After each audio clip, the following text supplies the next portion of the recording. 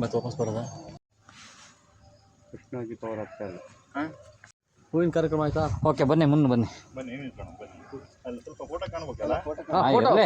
ಸ್ನೇಹಿತರೆ, ನಾನು ಇವತ್ತು ಯಾರ್ದು ಒಬ್ಬೊಬ್ಬರ ಹೆಸರು ಹಿಡಿದು ಯಾರಿಗೂ ಸ್ವಾಗತ ಅಥವಾ ಏನ್ ಕೋರೋದಿಲ್ಲ.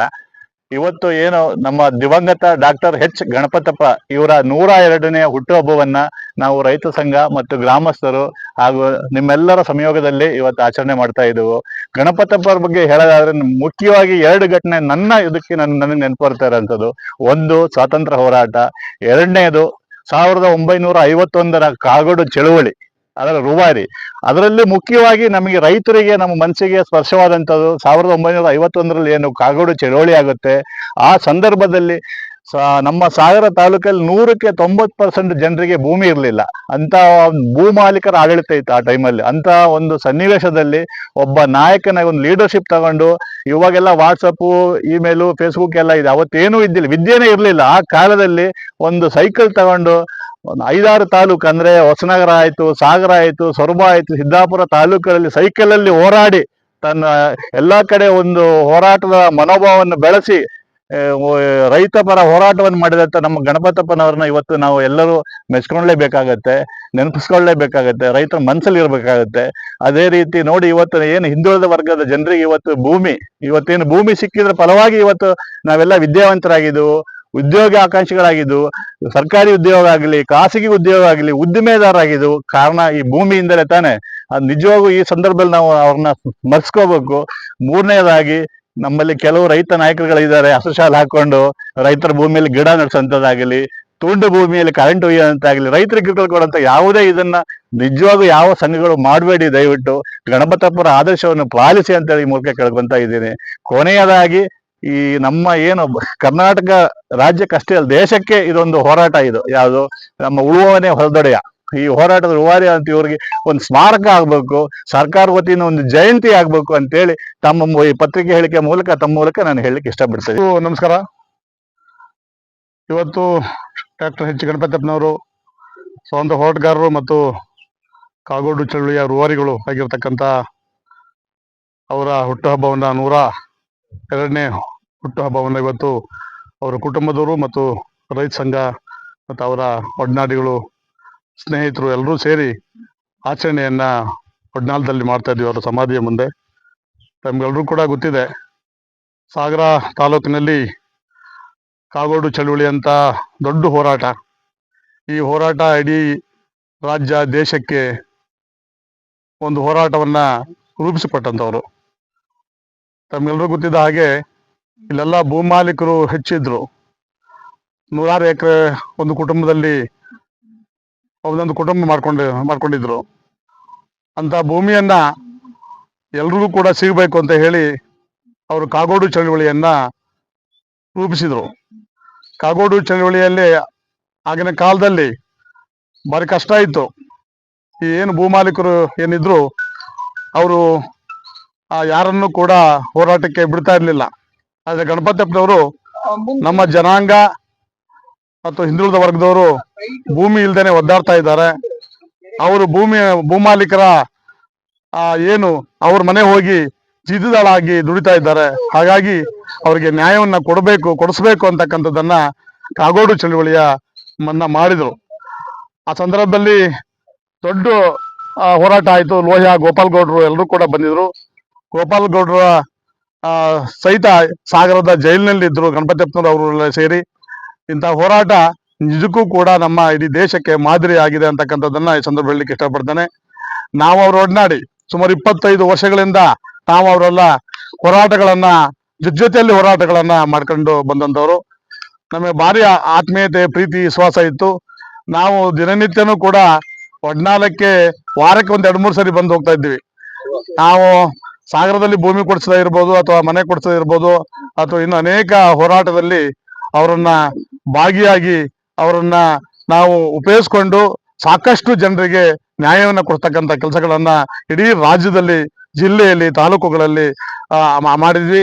ಮತ್ತು ಅವರು ಕೂಡ ಈ ನಾಡಿನ ಜನರಿಗೆ ಒಂದು ಭೂಮಿಯನ್ನ ಕೊಡ್ತಕ್ಕಂಥ ಕೆಲಸ ಮಾಡಿದ್ದಾರೆ, ಮನೆ ಕೊಡ್ತಕ್ಕಂಥ ಕೆಲಸ ಮಾಡಿದ್ದಾರೆ, ಸಾಮಾಜಿಕ ನ್ಯಾಯವನ್ನ ಕೊಡ್ತಕ್ಕಂಥ ಕೆಲಸಗಳನ್ನ ಡಾಕ್ಟರ್ ಎಚ್ ಗಣಪತಪ್ಪನವರು ಕೂಡ ಮಾಡಿದ್ದಾರೆ.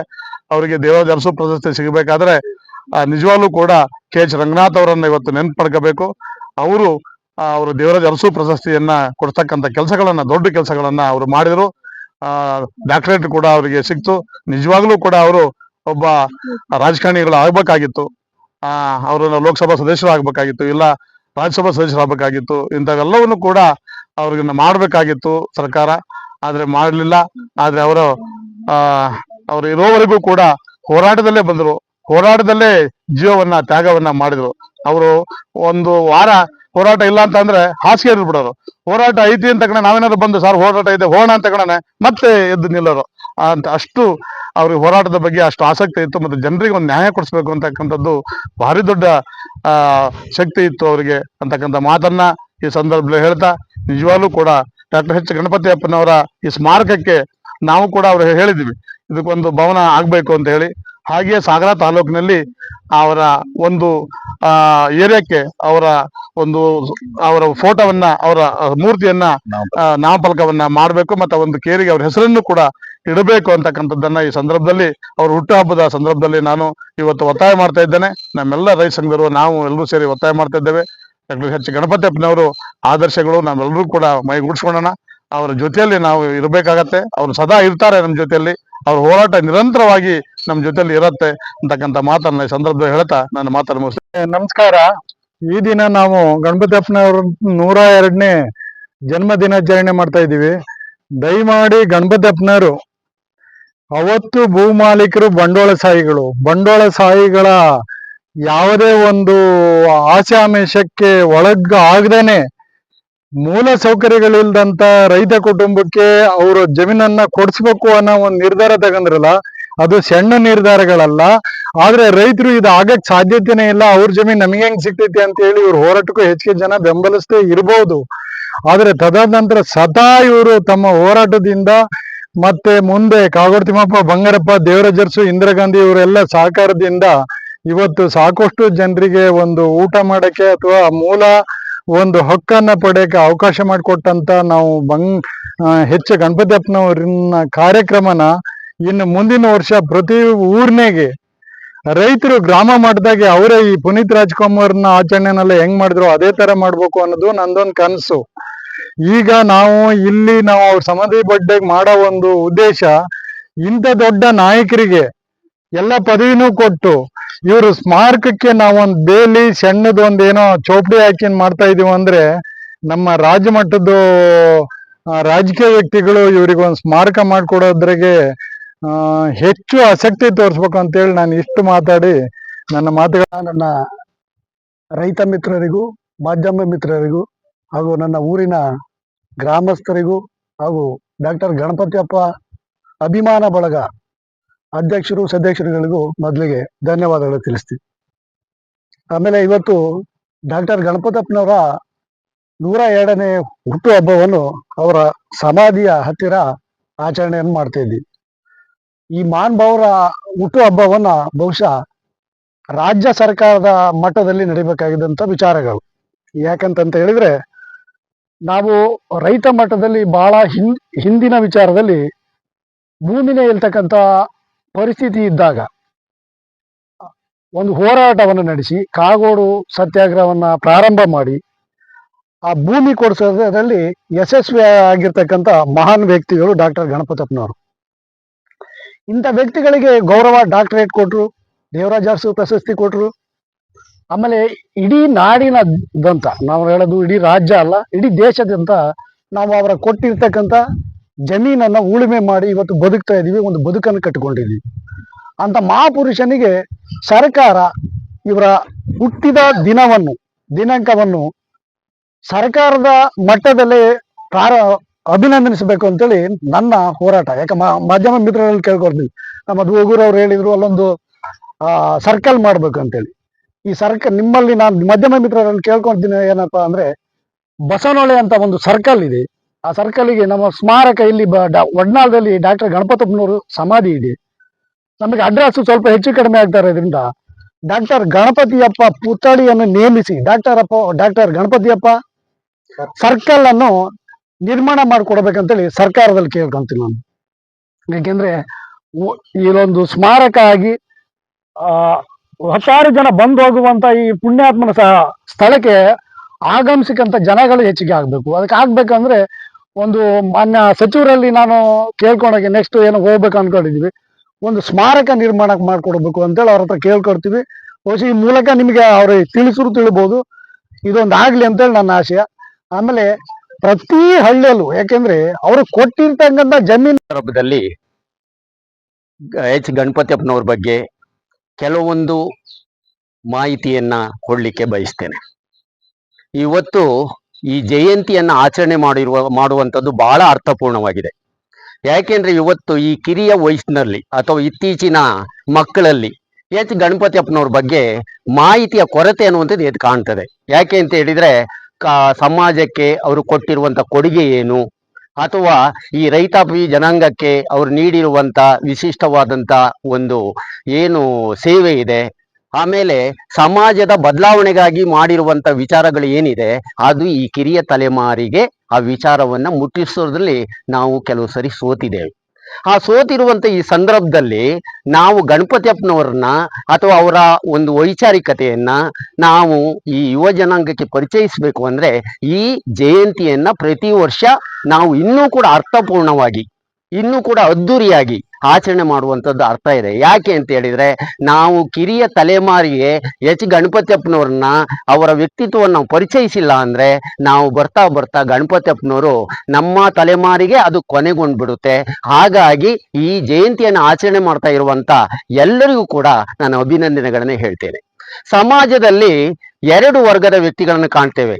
ಒಂದು ಜೀವಂತವಾಗಿದ್ರು ಕೂಡ ಸತ್ತಾಗೆ ಇರ್ತಾರೆ, ಅವರು ನಿರ್ಜೀವವಾಗಿರ್ತಾರೆ, ಯಾವುದೇ ಚೈತನ್ಯ ಅನ್ನುವಂಥದ್ದು ಅವರಲ್ಲಿ ಇರಲ್ಲ.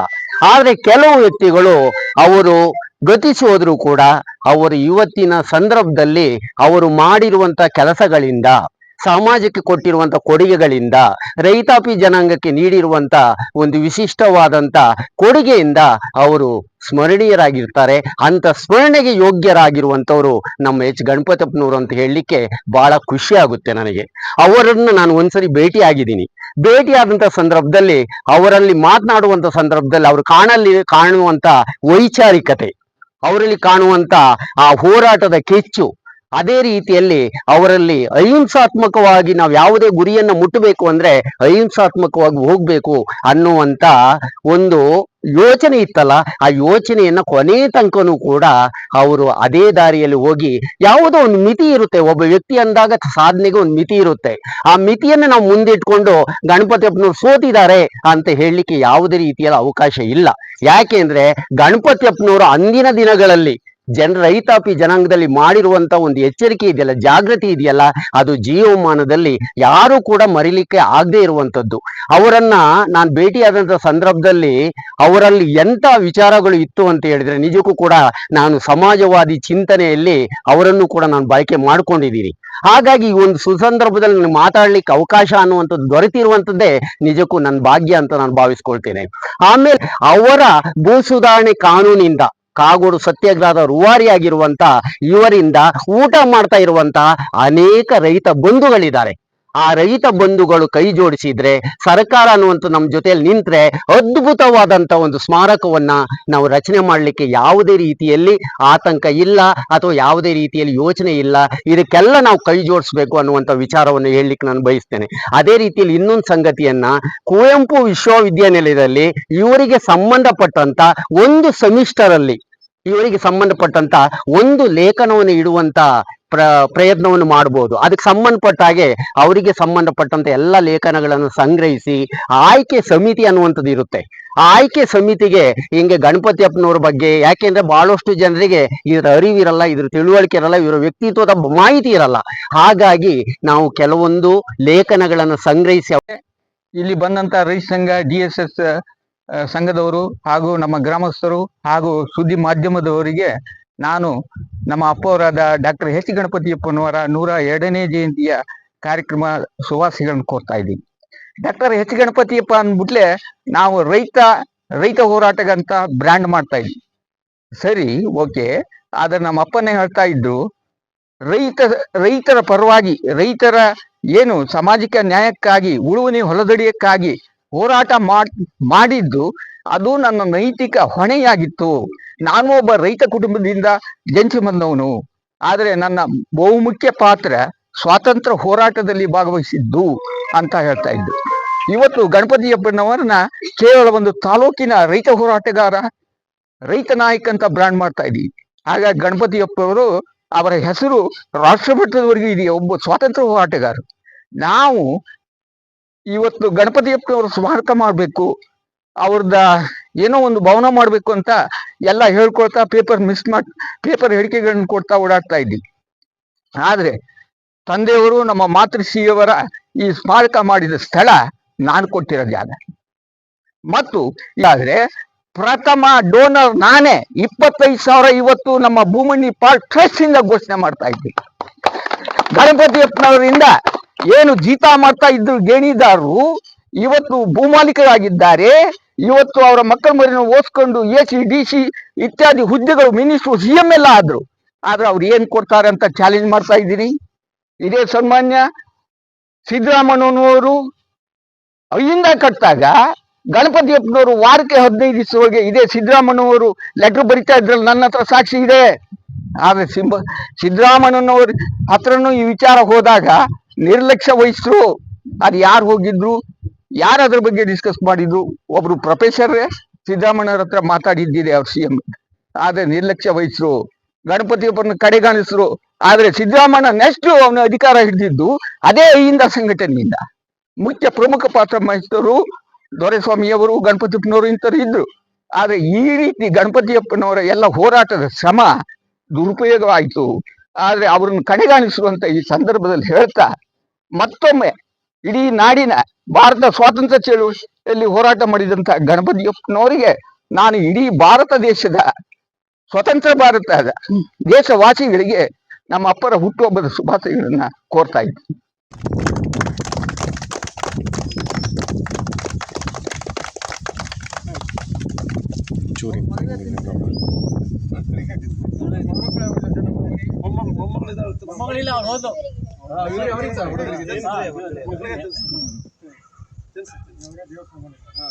ಆ ಕಡೆ